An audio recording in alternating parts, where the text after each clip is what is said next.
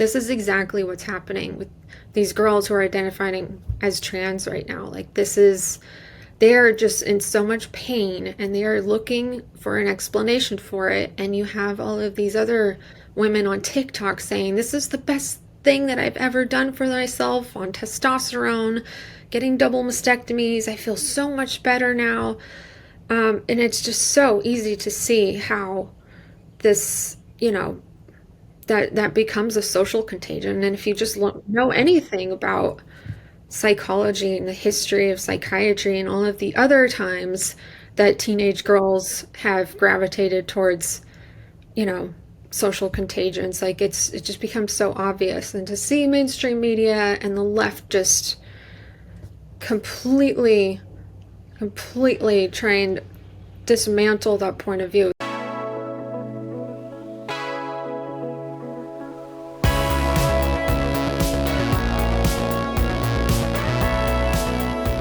Welcome to a brand new episode of the Michele Tafoya podcast. Please hit subscribe wherever you're watching. We'd really appreciate it. Christina Buttons.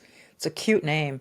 And she is a charming person, but she's also someone who's been through a lot in her life. And now she focuses on investigating what causes people to experience mental illness, perhaps, or pain in their lives that makes them do things like say they were born in the wrong body. She specifically looks at the trans issue, and she is here to explain a lot of it and also to tell you why she is not a racist, even though the Southern Poverty Law Center has called her all kinds of names. Again, hit subscribe. Just click it wherever you're watching. If you're on Rumble or YouTube, whatever, click subscribe. We would love to have you with us every single time. Christina Buttons is very brave with us next. Christina, it's great to meet you. You do a lot of work for City Journal and the Manhattan Institute. And I just wonder what set you on the track of the things that you research. What made you interested in the things that you do? It's great to meet you too. Thanks so much for having me. Yeah, I guess my kind of political journey began in 2020. I think that's when I became kind of aware of political issues. I think I considered myself kind of just a moderate Democrat until 2020, when I was kind of just locked into this echo chamber, watching the news all the time as the pandemic was unfolding, not really aware that I was sort of in a kind of social justice leftist echo chamber and exposed to those views just sort of constantly. And then it took about, until 2021 and the beginning of 2021 to realize, just how wrong some of the views that I held were. And, that the left just sort of has this kind of, with the mainstream media, it becomes this kind of like wall of authority that appears that way. And I set out to become a journalist to help provide people with what I felt was a lot of accurate information they were missing. And especially when it came to the trans issue, it was just so disappointing to see mainstream media outlets failing to report on it accurately and objectively, and just seeing the real world harm that it was causing so many young people. As they kept insisting this was evidence-based, life-saving care, and I just saw that as something wrong that mobilized me to action, and that's how I was it that particular issue where you said maybe I'm not seeing in alignment with the left, or were there other issues in 2020? It sounds like maybe COVID as well, but when you just said a second ago, I realized I was wrong, like what triggered that realization? Hey, I want to take a quick second to remind you about my good friends at besthotgrill.com.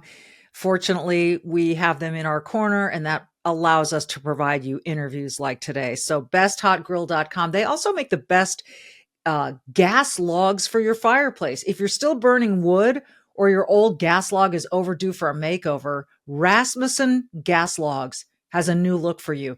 They have many finishes, including detailed bark, fresh and split, weathered driftwood, and white birch. For rooms with modern or contemporary design, don't use a rustic log set. Check out Rasmussen's popular fireballs to keep your fireplace's appearance in alignment with the room's decor. A fireplace is the focal point of every room, so you want a Rasmussen gas log set or fireball to look great when the fireplace is off, too, and even better when the flame is on. Get a free personalized log set sizing recommendation and more information about USA-made Rasmussen gas logs and Solaire infrared grills at besthotgrill.com. Besthotgrill.com. Give them a visit. American-made Rasmussen gas logs and Solaire infrared grills, USA made, at besthotgrill.com. Besthotgrill.com. Was it that particular issue where you said, maybe I'm not seeing in alignment with the left, or were there other issues in 2020? It sounds like maybe COVID as well, but when you just said a second ago, I realized I was wrong, like what triggered that realization? Well, it was another issue at first too. I think I hadn't gotten on board with all of the issues that the progressive left endorsed. It was BLM that I was most sympathetic to. And I think it was when somebody called me a racist that I kind of realized, like, wait a minute, like, if I'm a racist, are all the other people we call, I mean, if they're calling me a racist, like, what about all of the other people who are getting called racist? Because I know I'm not a racist. Where did this new definition of racism come from? And so it just sent me down a kind of rabbit hole. And then, that was around the time, like, critical race theory was a big conversation.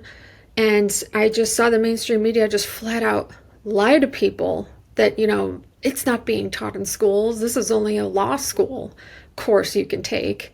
But no, like, the ideas that come directly from critical race theory were showing up in classroom assignments, this sort of like race essentialism. And when I saw that, like, that was, when, and this is something like maybe a lot of other people who come to these realizations have to go through, but it was a very just disorienting experience. 'Cause I had up until that point, I trusted our institutions, I trusted the government, I trusted the mainstream media. And when you see that those cracks form, like, it all just, it starts to crumble, and you realize, like,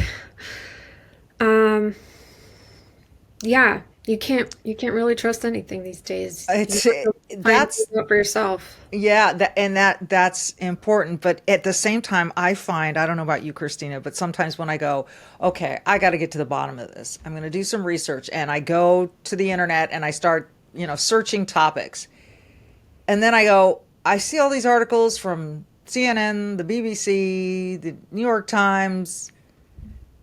What's credible? What do I read, and how do I find what's credible anymore? So how did you start?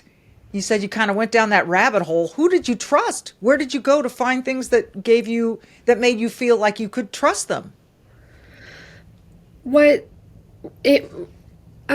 very first sort of article I came across where this was it made sense to me, and it was James Lindsay on New Discourses, where he had, it was something like 8 things you need to know about critical race theory, and it explained the redefinition of racism to, power plus prejudice, where, only white people can be prejudiced or racist. And it just explained things so clearly. It showed every source where these ideas came from. Oh, it's in the humanities and academia from critical race theory. You could just see everything just plainly for yourselves. When, in contrast to that, you have, Joy Reid saying, it's not in schools.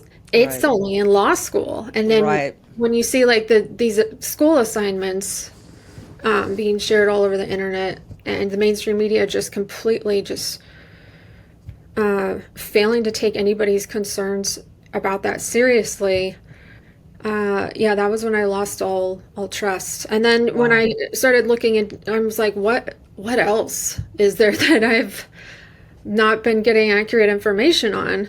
And that, it's a very disorienting experience because it's you have to reevaluate everything you thought you knew.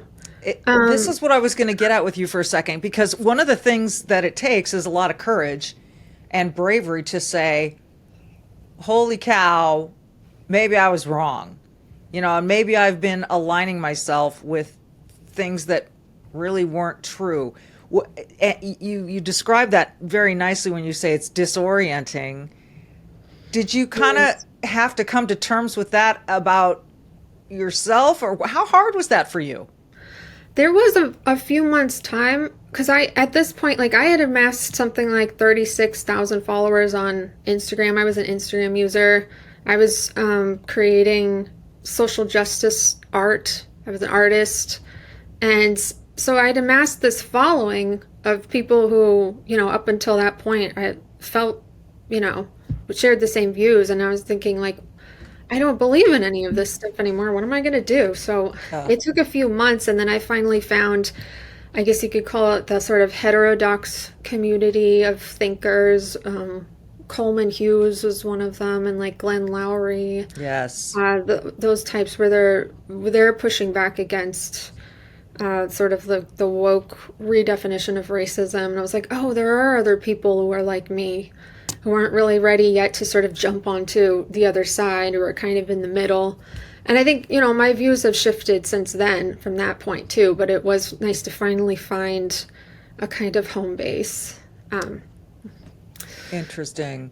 And you talk about the trans issue being one that you were particularly interested in, and you still are, and you do a lot of research in this arena.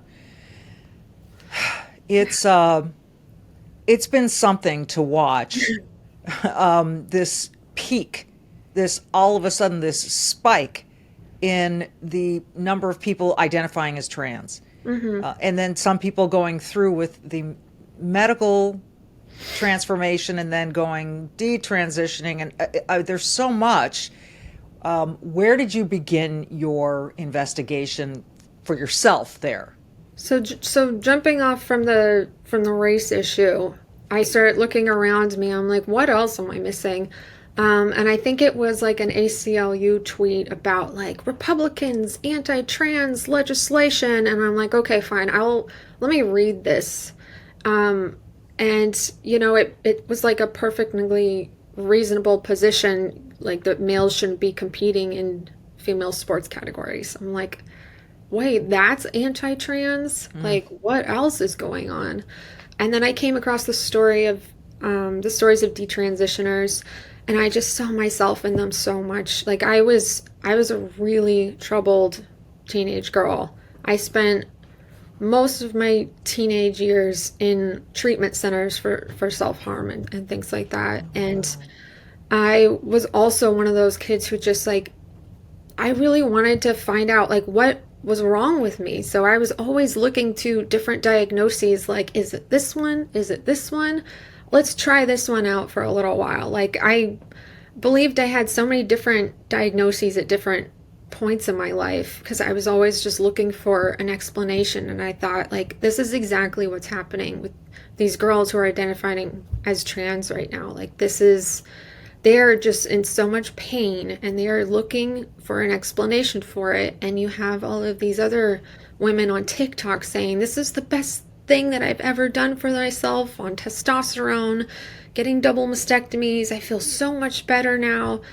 And it's just so easy to see how this, that becomes a social contagion. And if you just Social won't know contagion. anything about psychology and the history of psychiatry and all of the other times that teenage girls have gravitated towards, you know, social contagions. Like it just becomes so obvious, and to see mainstream media and the left just completely trying to dismantle that point of view, that just seems just it's such an obvious. Well, and to glamorize it too, to glamorize what being trans is. I remember, I think it was Good Morning America had a 9-year-old trans sort of dancer on, and just applauding this behavior, which I'm not saying ostracize the kid, but this is a 9-year-old.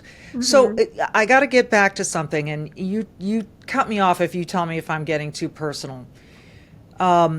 Because as a teenager, I didn't try to hurt myself, but I was anorexic. And I think if my parents had just enabled that and said, yeah, you were born to be bone thin, and we're going to give you, a tummy tuck in addition to you starving yourself, that would be like my parents enabling the anorexia. They didn't do that. They tried to save my life. So I realized that with the trans thing, doctors are telling patients, or their parents, do you want a dead son or a live daughter? That whole nonsense. But for you, did you ultimately get a diagnosis that you felt was right? No. But I'm completely healthy now. I Goodness, good for you. How do you I think that happened? really, I think I had to reject the idea that I was sort of doomed to have some kind of mental illness. I think the way mental illness had been described to me growing up, like depression as a chemical imbalance, it follows what's called like the brain disease model of mental illness. You're born with this, you're going to be mentally ill for the rest of your life. Like I finally had to realize like that none of that was true. I can be healthy, I can recover, and I did. And that actually brings me to another good point to go over with the trans issue, is something that I focus on a lot in my work, is trying to help people understand that how transgender identity is conceptualized to people really matters, because these people think that they were born into some special category of personhood called transgender. They think that this is a condition they was born with, and that they just wake up one day and kind of realize it, like, oh, I've always had these feelings of wishing to be the opposite sex. So I've always had this more friends who were boys and got along better than boys rather than girls. Like they think this is something that is sort of innate and immutable in them and not going to change, and that's why they pursue the medical inventions the way that it's framed to liberals. That's why they allow their kids to pursue these medical interventions. Doctors conceptualize trans to them as like a biological or medical condition, and that's what I think like getting to the root of the problem is helping people realize it's not. It is just a belief system. Well, when you have a number of people like a Chloe Cole, we could go through the list of people that have decided to detransition. And it seems to me that, no one talks about Caitlyn Jenner anymore. Yeah. Because Caitlyn Jenner is, I think, wise enough to understand that men should not be competing in women's sports. So she does not represent your typical trans ideology. She's just living her life. And she went through all of this as an adult, as a fully formed adult. What is atrocious to me is the way that the younger people are being preyed upon. And there's a psychologist, and perhaps you know her name, it escapes me at the moment, San Francisco based, who said that in the crib, children are showing you that they want to change genders. If a little boy is wearing a onesie and he unsnaps it, that demonstrates that he'd prefer to be wearing a dress. That as might if have a been dress Diane is. Ehrensoft. Say again? That might have been Diane Ehrensoft. That sounds correct. And then she said, and little girls who have a barrette in their hair and pull it out are showing you they want to be a boy, as if what defines a girl is the fact that they want to wear a dress, and if what defines a boy is the fact that they want a barrette out of their hair. It's it's so simplistic, and I think it's almost devious. So where are you now in your journalistic pursuit of this issue, and what do you want people to know? Well, I mean, exactly that. I mean, there's, you know, trans rights, the movement that began, I mean, that really took off steam after 2015, when a lot of activist organizations sort of pivoted to trans rights after gay marriage was nationally recognized. They needed to retain their funding, keep their doors open, so they needed a new issue, and that's when you really started seeing the explosion in cases. And largely that's due to this redefining of what it means to be transgender, where it's an umbrella term now. You go to any activist website, and the definition they offer is essentially saying anybody who doesn't like conform to sex-based stereotypes is now transgender. And I'm like, that's feminine boys or masculine girls, those are tomboys. So everybody is just being kind of lumped into this category, and I really worry that a lot of people have been unnecessarily medicalized because they're just sort of under. I think it's very likely that they very well feel gender nonconforming, because I think that it makes a lot of sense. They look back like, oh, I've always been this way. Like, gender nonconformity is largely due to sort of prenatal gonadal hormone exposure. So there is like a biological component to it, but it doesn't mean that you should transition. Well, can you explain that further? Because that's a term I'm not familiar with. Just prenatal hormones have a lot to do with, brain development, and can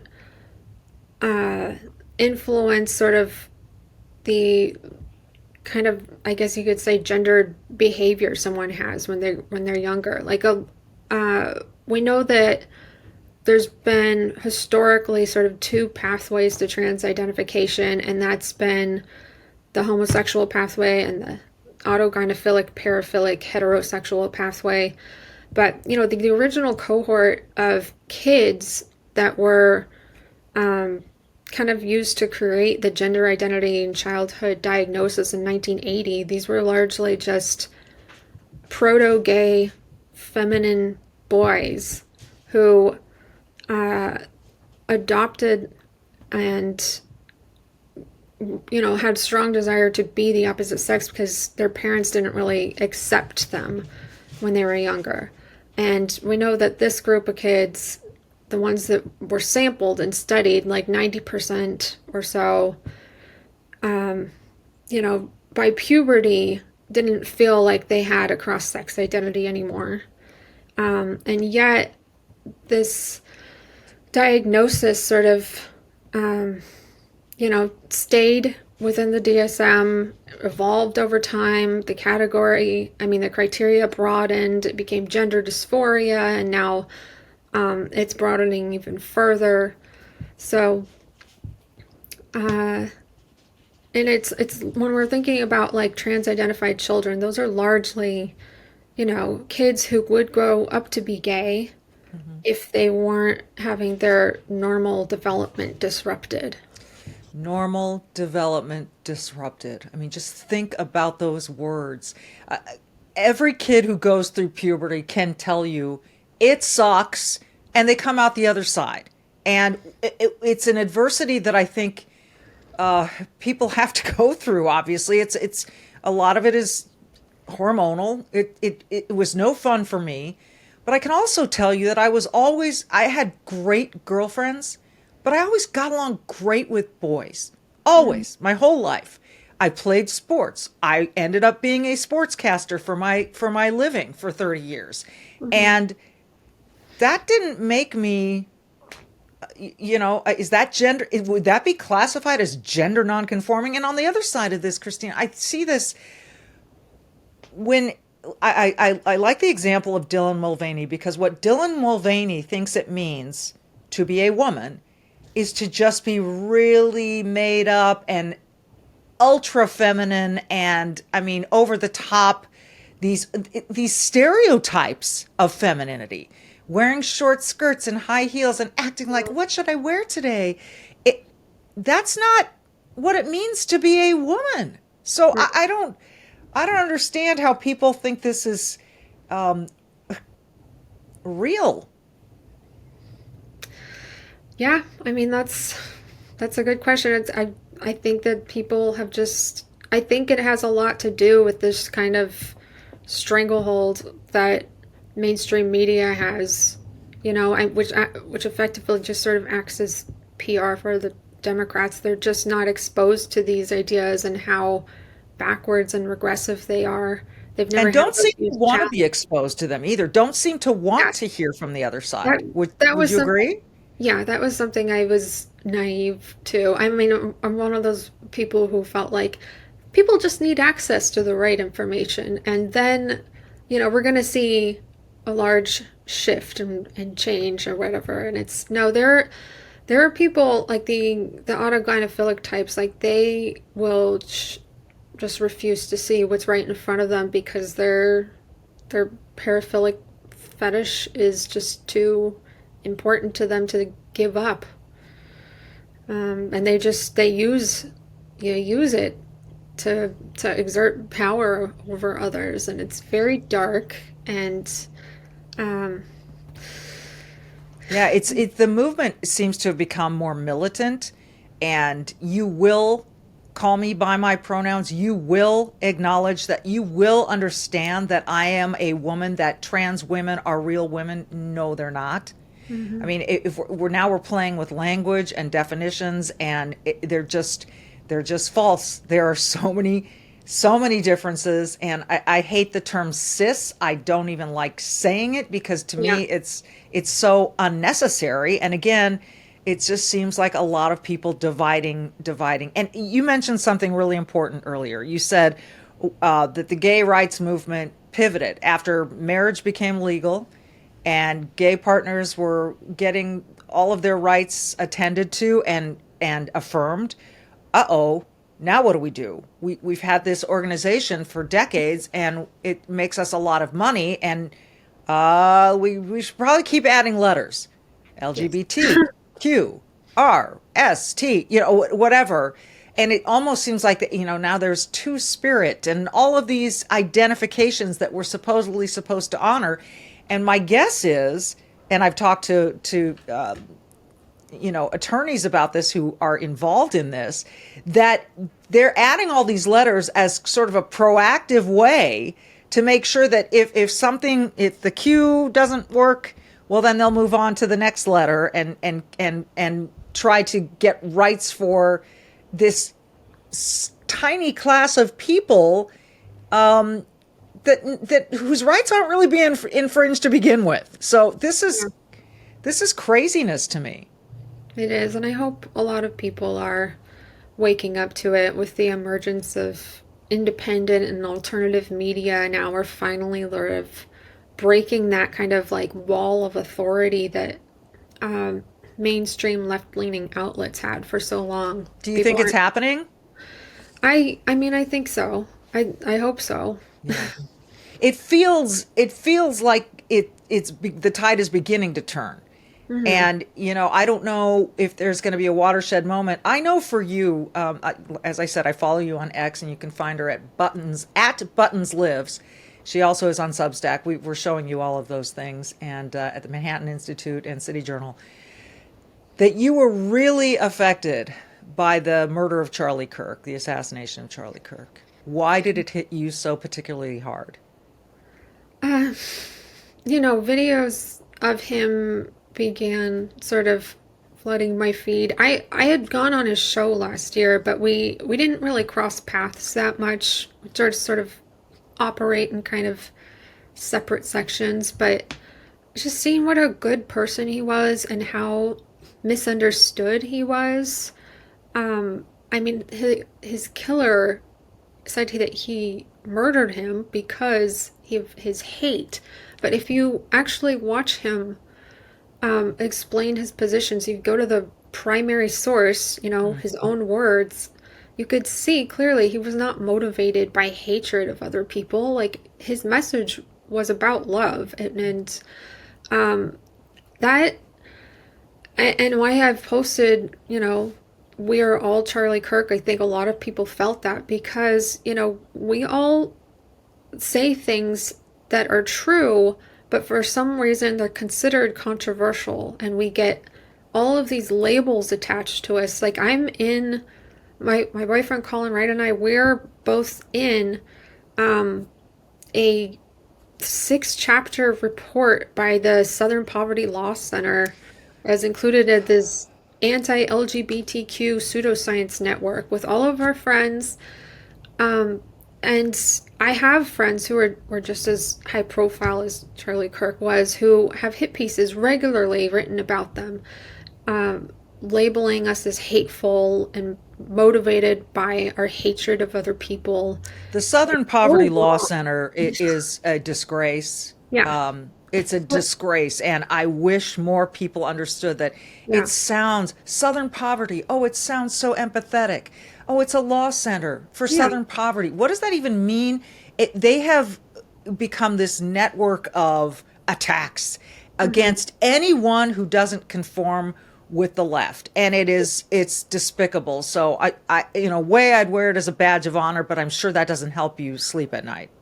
Well, no, and it's not that I'm like personally worried for my safety, but like I just hate that so much that the left and the mainstream media are able to just lie about people and And get away with it. and get away with it. And then this is sort of the logical end result of calling everybody who has a different opinion racist and hateful and anti-LGBT. This is the logical endpoint of that is people getting murdered. And I was really hoping that there would be more of a response from the left, but I don't, yeah. Don't I hold thought your that there breath, would be apparently. more, more recognition, like, oh, maybe we should stop doing that. Maybe we should be a little bit more careful because those words actually have meaning. I'm not racist. I'm not anti-LGBT. I'm not motivated by hate. Like, no one who has been speaking out about these issues, except for, there are the extremes or whatever, but those people don't really gain any influence. Those aren't the people that are having hit pieces written about them and being added to, well, maybe they're being added to hate lists. I don't know, but there's so many good people who have just been slandered and misrepresented, and I Yes. just wanted to Yes. bring Uh, that to people's attention. Yeah, it's there are a lot of theories about why. And but the bottom line is we cannot give up who we are and what we value Mhm. under the pressure of the hateful rhetoric that is out there against you, against me, against Colin, your boyfriend, and a lot of other people, Charlie Kirk. And yes, I think it affected so many of us because we thought we felt like it was all of us being attacked. And it's so sad Yeah. that this 31-year-old young man who Yeah. I have seen treat people with such dignity and respect and love and Yeah. care It's heartbreaking. has been painted as this villain. It's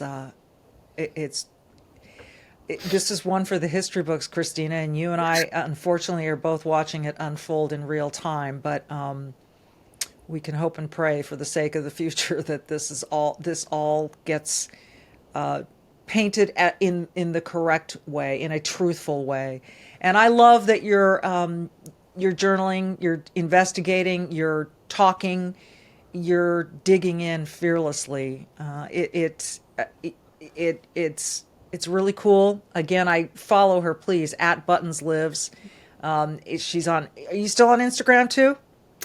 I am. I know a lot of people have, decided to sort of block others at this time, but I think it's we need to be reaching people on those other apps more than ever and be out and be loud about what you believe. I think it's just terrible the way that so many conservatives have to self-censor, and because of the social repercussions of just having perfectly reasonable beliefs and thoughts about things, but now, get labeled racist and bigoted for them.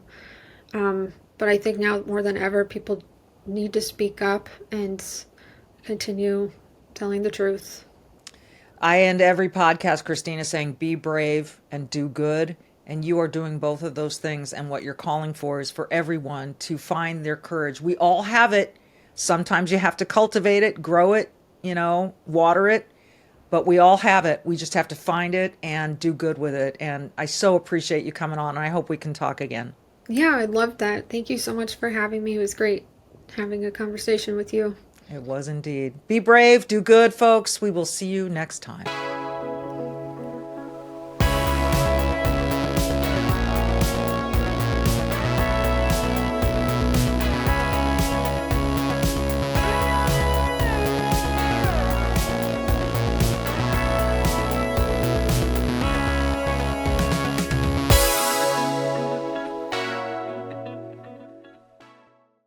You can keep up with the Trump administration when you subscribe to the Trump Report. It's an email that brings you daily highlights from the Oval Office right to your inbox 5 days a week. Subscribe today at SalemPodcastNetwork.com/Trump.